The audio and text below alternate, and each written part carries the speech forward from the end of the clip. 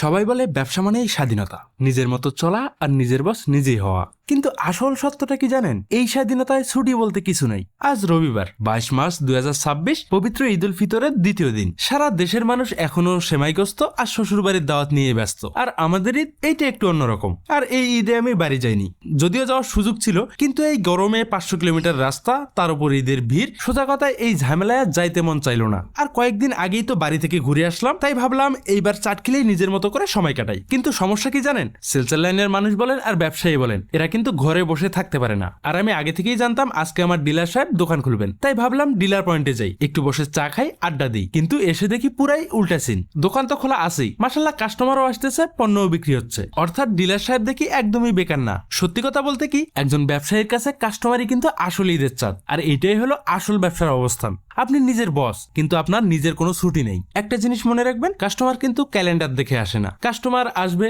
দাম জিজ্ঞেস করবে, আর না পেলে পাশের দোকানে চলে যাবে। আর আমি তো ভাবছিলাম ডিলার পয়েন্টে আজকে আমি গেস্ট, আর শেষে যা হলো নিজেই দোকানের স্টাফ হয়ে গেলাম। তো এই ব্যবসায় স্বাধীনতা আছে ঠিকই, কিন্তু খাটুনিটা সবসময় নিজেকেই করতে হয়। আর দিন শেষে কাস্টমার হাসি মুখে মাল নিয়ে গেলে মনে হয় আমাদের ঈদ এভাবেই সার্থক। সবাইকে ঈদ মোবারক, আল্লাহ হাফেজ।